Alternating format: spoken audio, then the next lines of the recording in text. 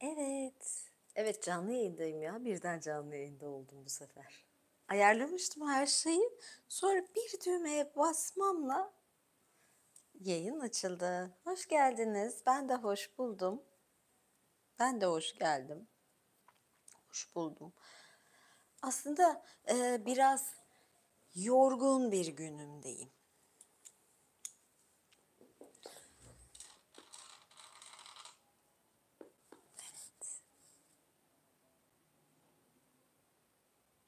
Durum ne durumda? Durum ne durumda? Yani yorgun olduğum anlaşılıyor, öyle değil mi? Birazcık geriye alayım.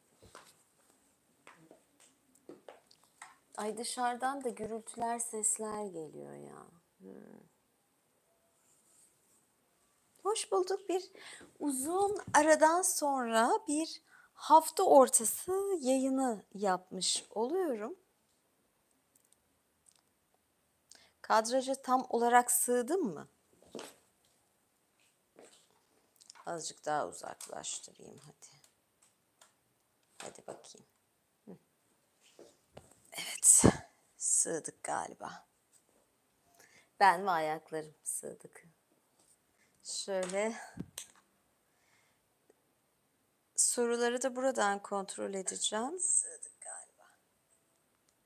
Ben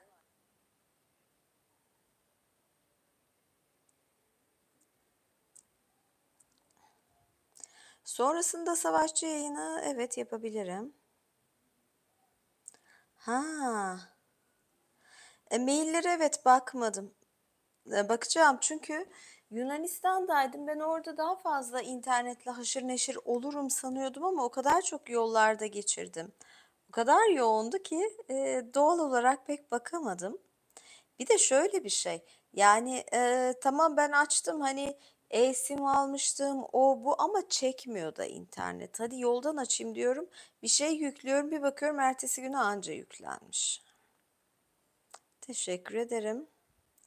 DM yazdınız. DM'yi göremedim ben. Hangi isimle yazdınız? Bana buraya yazın. Onu kontrol ederim. Çünkü bana binlerce mesaj geliyor. Hangi birini göreyim? Ya evet, yoruldum gerçekten. Yani ayakkabımı çıkarıp şuraya böyle ayağımı uzatasım var. Ya onu artık, o yorgunluğu bir savaşçı yayınında atarım. Ayaklarımı şöyle uzatıp ayakkabılarımı çıkarıp bir savaşçı yayını yapabilirim tabii. Neyse, yani bunları şimdi kapatıp birazcık gündemimize gelelim mi?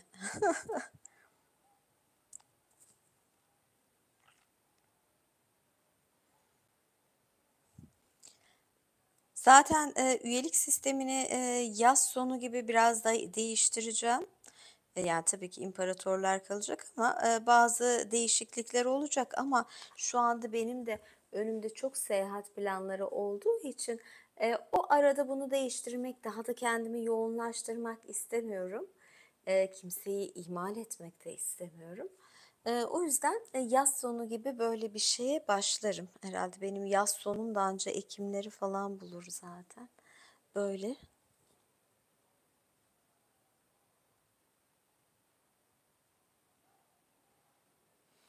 Şimdi bayağı yoğun gündem diyordum. Gerçi buradaki yayında da gündem konuşmak çok zor oluyor. Büyük ihtimalle daha sonra ben bu hafta Cuma günü de Instagram'da bir canlı yayın yapacağım. O zaman daha çok gündem konuşuruz. Cuma günkü Instagram'da. Ama bugün de ben biraz ucundan zaten konuşmak istiyorum. Teşekkür ederim. Evet, buradan takip eden sevgili takipçilerim, sevgili hayranlarım, burada böyle süper teşekkürler yollayarak eee, sorularınıza daha dikkat çekebiliyorsunuz. Diyelim ki dikkat çekmek istiyorsunuz bir sorunuzla, kendinizi gündeme getirmek ve benim gözüme girmek istiyorsunuz. Sizi fark etmemi istiyorsunuz. O zaman renklendirebilirsiniz burayı.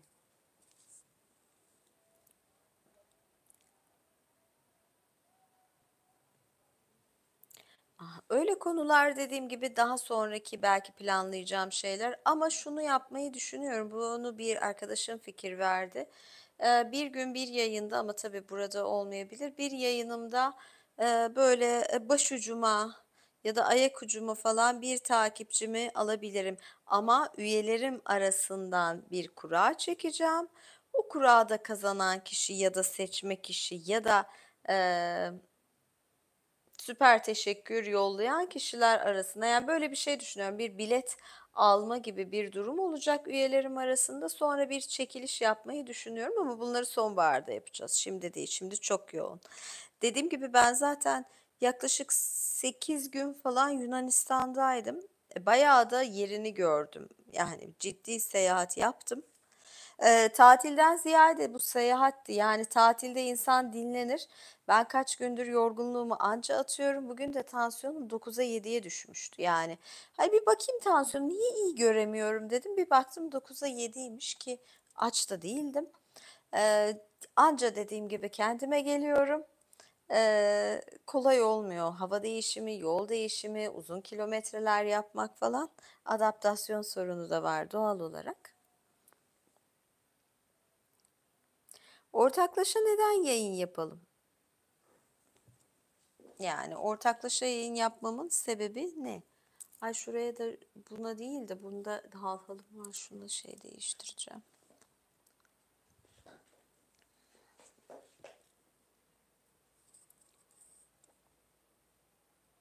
Ya da ben bu hal değişimini şöyle bir bracelet şey var yani hem ayaktan takıyorsun bileğe takıyorsun falan.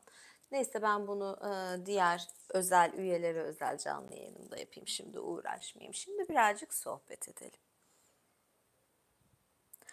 Bana tatil yarıyor, deniz yarıyor, deniz kenarı, deniz, güneş böyle şeyler yarıyor. Sanırım o yüzden gittikçe güzelleşiyorumdur. Evet. Şimdi bakalım. Kaç kişi var şu anda? Evet, biraz daha artarsa daha da güzel olacak canlı yayın. Ne diyorduk? Evet, başlayalım. Seyahat konusunu ayrıca konuşurum. Nasıl geçtiğiyle ilgili, izlenimlerimle ilgili. Ya şöyle bir şey oldu. Giderek Türkiye ve diğer ülkeler arasında bir fark açılıyor. Yani özellikle Avrupa ülkelerinde rahat ediyorsanız ne kadar, Türkiye'de bu yani gittikçe zorlaşıyor. Hani fiyatları falan demiyorum. Herkesin Yunanistan'la karşılaştırdığı yegane şey ay orası çok ucuz. Yemeği şunu şu kadara yedik falan. Ama yenilen şeyler de buradaki gibi şeyler. Yani oranın geleneksel bazı şeyleri var. İnsan bunları dener. Yani çok korkaklar. Yani çok korkak bir şekilde turizm yapıyor aslında giden Türkler de. Yani cacık şey normal aslında o çoban salata bizdeki salataların yani bizde salataların alası var. Bir gavurdağ salatası var minik minik doğrayıp hepsine karıştırıyorsun. Orada söğüş doğranmış domates, hıyar ve soğanın üzerine konan peynirle oluşan Greek salat yani fazla overrated. Ya yerim yemem değil ama yani başka bir şey bilinmemesi de ayrı garipsediğim bir durum. Yani birkaç şey bilinmiş ve sürekli o yapılıyor. Ben turizmde hep şey görüyorum, bir trend olayı görüyorum. Yani bir şey trendse, birileri bir şey yaptıysa, hele çok takipçili biri yaptıysa, fenomen biri yaptıysa ben de aynısını yapayım. Başka bir şey yok, başka bir vizyon yok.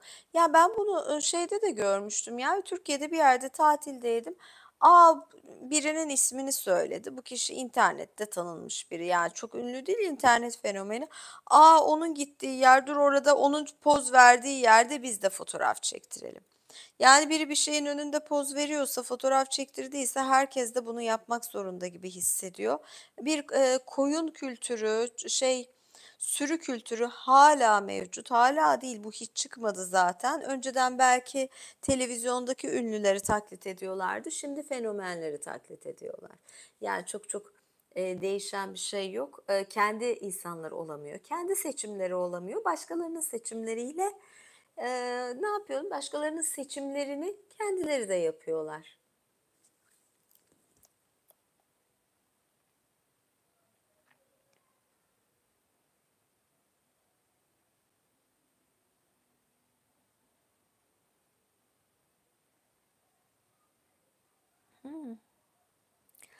Bir soru gelmiş. What was your favorite subject back in your school years? Uh, Actually, it was sexuality and art. Art and sexuality, or sexuality in art. It was my favorite subject at my university. At high school, it's too.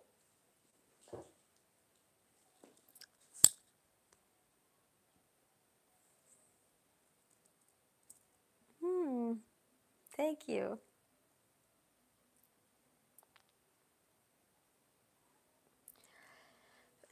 Mesela şimdi bana soruyorsunuz, Yunanistan için öneriniz ne? Şimdi ben bayağı bir kısmını hani Korfu'ya kadar gittim. Korfu İyon Denizi. Yani İstanbul'dan Antep'e gittiğinizi düşün. Bir ucundan bir ucu. Bunun gibi bir şey olmuş oluyor. O taraflar daha farklı. O taraflarda bir İtalyan esintisi var. Yani şimdi siz normal sınırdan geçip Dede Ağaç, Kavala, Selanik falan yaptığınız zaman orada zaten çok Türk var. Hatta buraya Makedonya bölgesi deniyor. Yani burada çok kendinizi tamam Yunanistan ama belki o kadar da yabancı hissetmeyebilirsiniz ya da tercihiniz budur. Ya da birileri Türkçe konuşsun da ben rahat edeyim, yabancılık çekmeyeyim diyorsanız yakın yerlere gideceksiniz. Zaten Tasos'ta falan bir sürü kişi Türkçe de konuşuyor artık. Bu turizmin parçası olmuş.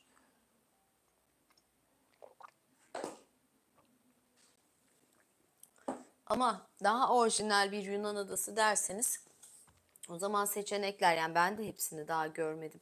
Hatta benim de biraz hedefim bazı yerler var. Onlara bakacağım tabii. Bugün özellikle zaten tatilden sonra, Yunan tatilinden sonra mavi beyaz giyindim ki en sevdiğim, yazın en sevdiğim renkleridir. Çok bana ferah, fresh gelir bu renkler. Maviler, beyaz, mavi, beyaz, turkuaz. Hani kış zamanı daha kırmızıları, bordoları tercih ediyorum içimi ısıtsın diye. Ama yazın tercihim bu renkler.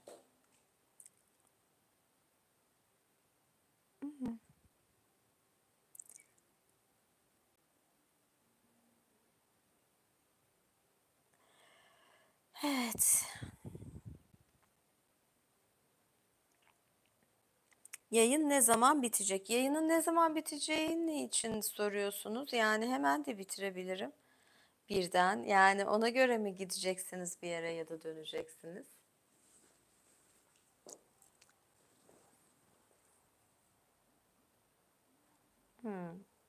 Bazı Türkler de İngilizce mesaj yazmışlar ki onlara cevap vereyim diye. Yani dikkat çekmek istiyorsanız dediğim gibi renklendirebilirsiniz burayı. Yani bu kadar basit. O zaman illaki görüyorum.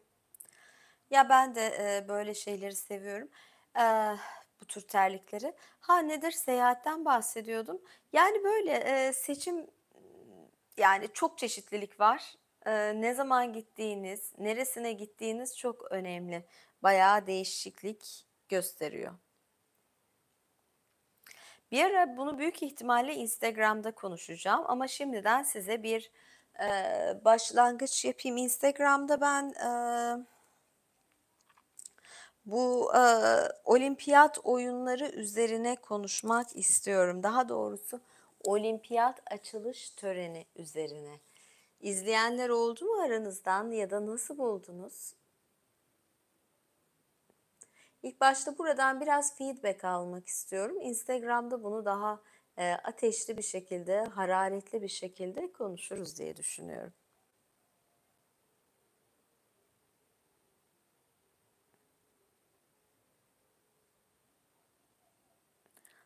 Official Shoe Man. Thank you.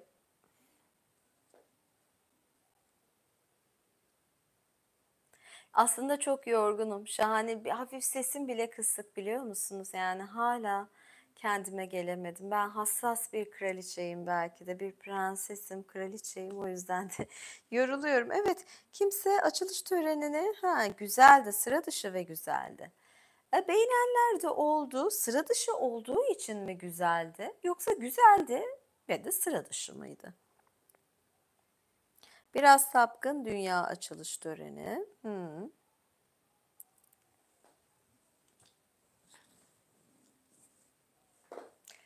Zaten bu konudaki asıl fikrimi, daha sonra size, uzun uzun anlatacağım. Belki yazı bile yazarım.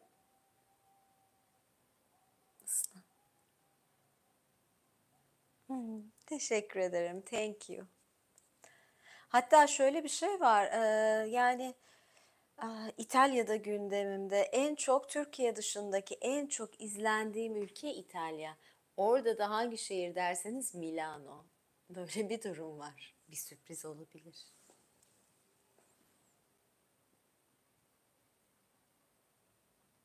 Türkiye Hollanda'yı yendi. Yani ben şu anda şeyleri zaten anca açılış törenini izledim. Açılış töreninde de çünkü ben bir ressam olarak Leonardo da Vinci'nin Son Akşam Yemeği tablosunun farklı bir uyarlaması olduğu için ayrıca dikkat ettim. Hani sanat yönetimine ya da nasıl uyarlamışlar diye. Bir kere ben şunu söyleyeyim, sonra devamını getireceğim. Bazen sadece marjinal olmak ya da sıra dışı olmak adına bir şey yaptığınız zaman aslında o kadar da sıra dışı olmayabiliyorsunuz. Yani bir olay yaratmak, yani bir şeyi olay yaratmak adına yaptığınız zaman ne oluyor? İşin ya esprisi kaçıyor. Çok kör gözün parmağına oluyor. Ben de fazla kör gözün parmağına işleri o kadar da sevmiyorum. Ya bazen de onu yaparsın, onun başka bir gerekliliği olur. O bağlamda o lazımdır. Ama bazen de buna gerek var mıydı dersin. Biraz öyle durumlar var ama ben hala yorumları, tepkileri e, kontrol ediyorum, bakıyorum. Yoksa yani şöyle söyleyeyim, benim çıplaklık ya da eşcinsellikle ilgili herhangi bir muhafazakar düşüncem zaten olamaz. Yani ben çıplaklıkla barışık bir insanım.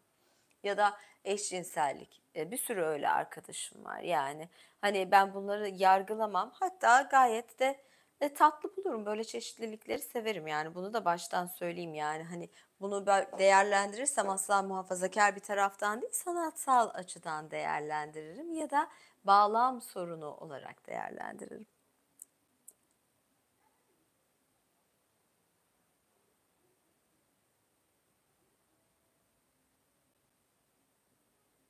Hmm.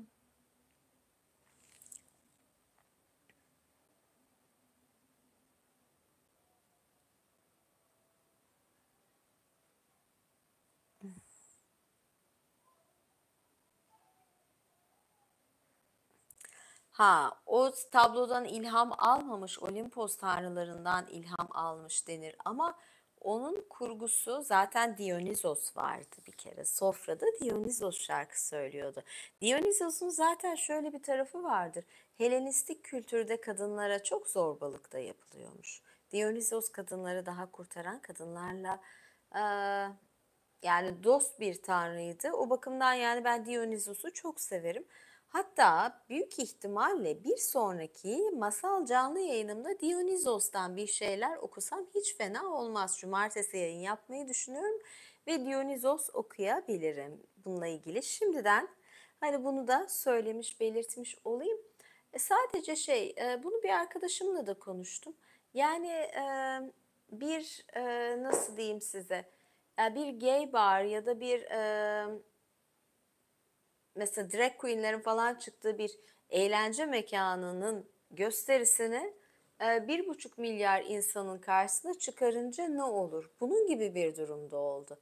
Yani bazen insanların, bazı kişilerin eleştirdiği ya da karşı çıktığı taraf bununla ilgili. Ha tabii ki şeyler de vardı. Ay adamın organı gözüküyor, o gözüküyor, bu gözüküyor. Benim derdim kesinlikle öyle bir şey değil.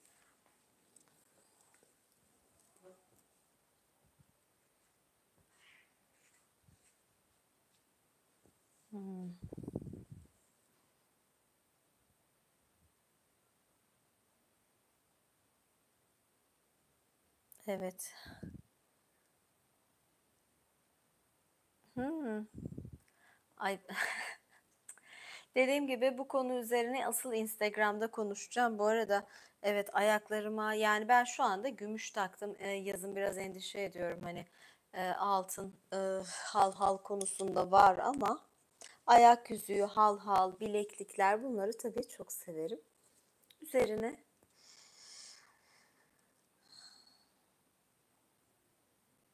Ha, abi şöyle bir şey de vardır bu arada. Mona Lisa ayrı konu. Bunun için erkek diyenler de var da.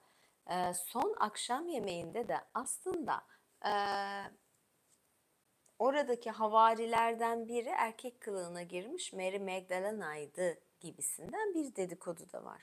Bu Da Vinci şifresinde falan geçen bir konu.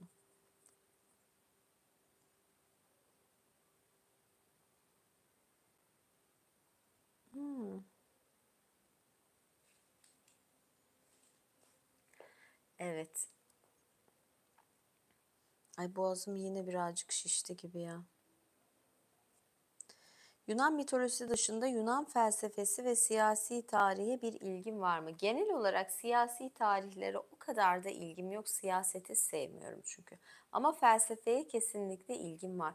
Belki yeni sezonda bir böyle felsefe tartışmaları ya da bir felsefi metin okuyup üzerine birkaç kelam edebiliriz. Böyle bir şey olabilir.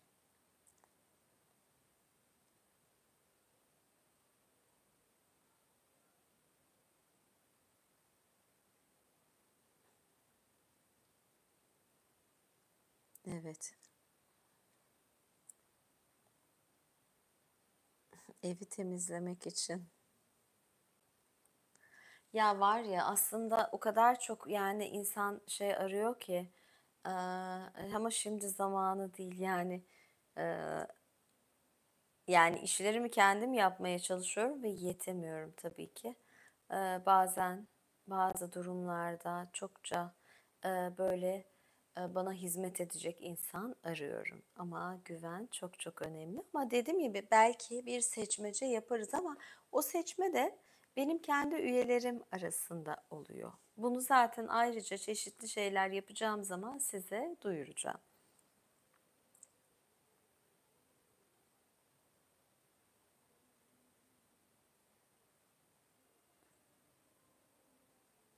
Evet.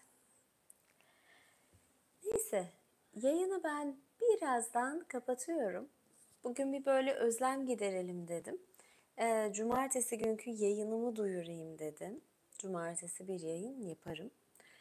Akşam saatini çok geç tutmamaya çalışacağım. Bu saatler olur en geç. Ee, Onun dışında birazdan savaşçılara ve imparatorlara ufak yayınlarım olacak. Üye olmak için kanalıma girin ve katıl düğmesine basabilirsiniz. Onun dışında henüz daha abone bile değilseniz lütfen abone olun, videoları izleyin ve like'larınızı atın, yorumlar yapın, bekliyorum. Evet, birazdan da üyelerle buluşacağız. Görüşmek üzere. İyi geceler, tatlı rüyalar şimdiden.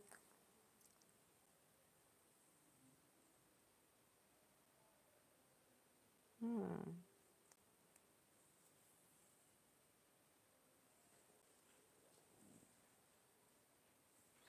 evet, ay buradan kapatamıyormuşum.